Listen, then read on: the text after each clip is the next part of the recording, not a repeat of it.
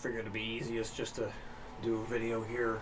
So yeah, like the practice routine section, I think I said it was page 42, something like that. But you got the email. Basically outlines a similar thing, a 4-note coil riff or exercise, just like this. So, yeah, first thing you can do is, if you don't break it down into smaller pieces, going up by 1 beat per minute increments, that's one thing you can do. Look at all those plateau breaking ideas that are in that book. There's quite a few of them. That'd be like the first thing you can do. Another thing you can do is just go here to here. So you break it down in half, and then you work on that by itself. Another thing you can do is work on it like 2 beats at a time. You just work on it from there to there, or you can work on that to that. So literally just work on 2 beats at a time. So you work that up from 60 to 65, 70, 75 again and again, and then you can work these 2 up by themselves, and it'll go fairly quick since you're only doing 2 beats. Well, technically 3, I guess, since you're spilling over into the next one. And then you work on this chunk by itself, and then the next 2 beats by itself. So I'm highlighting the first note of the next beat because you want to make sure you practice that transfer. Because if you only practice that, then it's going to make it more challenging to connect to the next part. So for most things, I say it's a good idea to always play the next note of the next thing, so this way you're practicing that transfer into whatever it is that you're working on. And you work on those 2 separately, and then you work on those 2 separately, and then bow, get the ending there.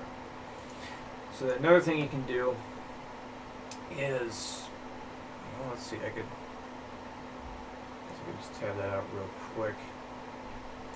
So this is demonstrated, no, I just better not save it. Actually, I don't want to do this so it's done quickly.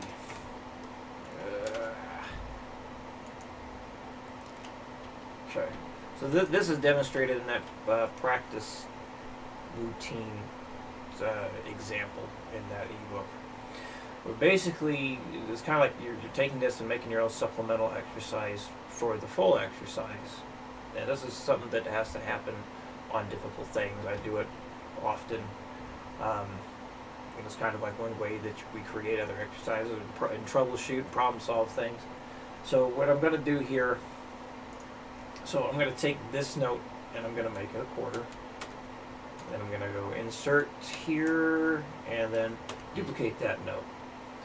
So you see now I just took this and made it like that, and then you're going to hit this note again.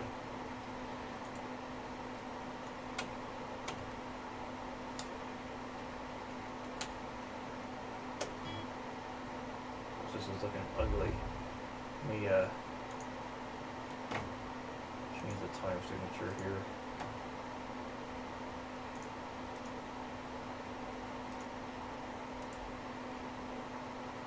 Okay.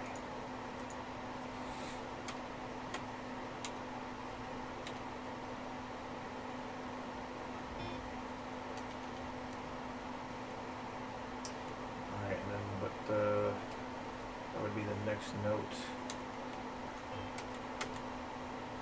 So there. You can do something like that and work on just like a beat at a time and then keep going up with all that stuff. So it's like you're breaking things down into very small portions. Very small portions. So try some of these ideas, see if that helps. But all this info that, you know, telling me that you've been stuck at 125, this is good info to have. Might want to watch you do some practice, or do some metronome stuff with that exercise on Monday, so I can see what is happening. and maybe we do need to do some pick slanting concentrated exercise stuff to help you with this. But you know, these forward note coil stuff is, I think I mentioned, it's difficult. It's not an easy thing to get going really fast. It really isn't. So hopefully you keep that in mind as you're working this up. Like, I can't get this thing crazy fast. I mean, of course, what I want to play it at is, and I want to, play this thing at like 220 plus, and I don't think I can. Because you are having to turn your hand all over the place and whatnot. So I don't know how in depth you got with the cracking the code information, but I believe you are also a upward pick slanter like I am, or at least that's your favorite way or favorite position. Yeah, because it's a great thing to do, not only for being able to lock into that kind of speed here, but you're able to mute your strings a lot better in that upward slant position, because now your hand is just resting on there. Like the downward slant position is like a palm mute position, and it's much more difficult to mute all these lower strings when you're playing the high strings if you are in that downward slant. So anyway, going between those two. So if you're in an upward slant, you change the string. It needs to be on a downstroke in order to not get stuck. So an upward slant, you change the string on a downstroke. So we have, it's starting off right away with this thing going down, up. So if you stay in this upward slant, you're going to have to either mute that G string as you're going through it, or start to rotate your arm right away. So going down, up, and then rotating a little bit, and then down, up. So again, now that you're changing the string on an upstroke, you need to be in a downward slant in order to not get stuck in the strings. Now, when I'm playing at slower speeds, I do what Troy has called cross picking. So I kind of do like an in and out type of thing. Ugh.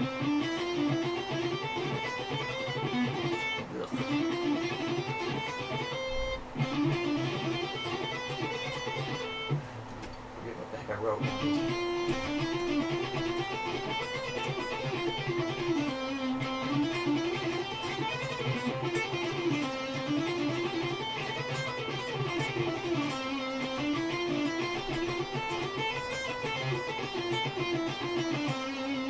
So watch and see if you notice my arm rotate a little bit here and there.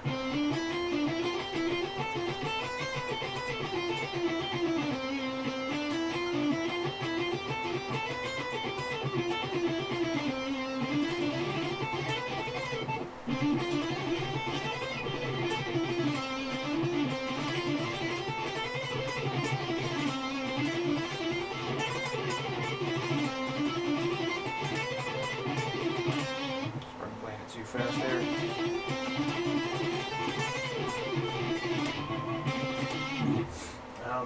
Anyway, so hopefully you notice like my hand is moving quite a bit there. So if you need to just do even something like that, just repeating that phrase over and over and over again. So like you get to, like say maybe you're stuck at the 125, so maybe like go to 120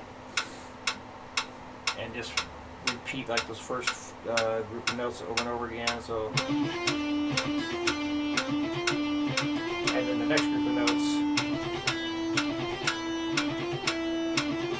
just like do that 4 times, and then just like circle the whole thing you have.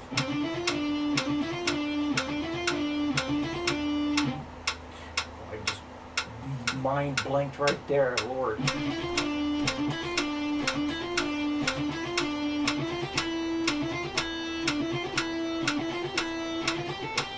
That would be, yep. Actually, you're going up higher, yeah.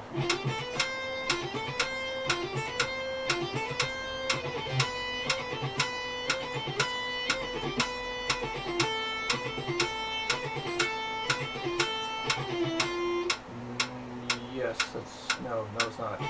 There it is.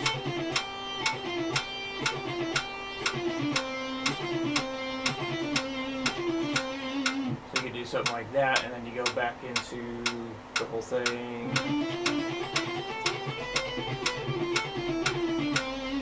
Something else I like to do if I'm getting up fast is I half time it. So basically do 8th notes instead, and then do the 16th note right after that.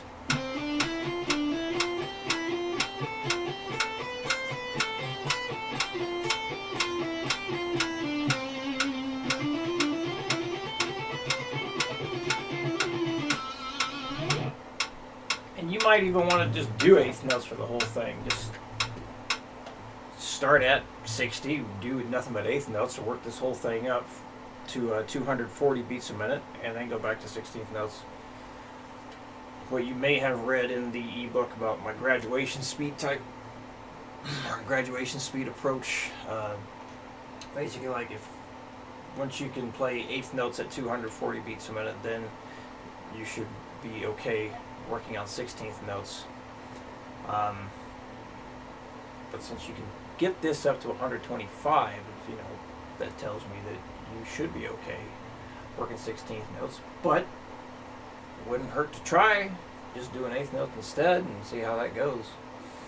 So anyway, just keep doing the best you can with this. If you get faster, awesome. If not, not a huge deal. That just gives me information on what we need to work on next. So first lesson, you know, is definitely like, let's just try some stuff and see what happens. Now we'll be able to steer you in a more precise direction now that we've got feedback coming in. So it's good. This is good info to have. All right, if you have any questions with this, let me know, and I will see you again on Monday.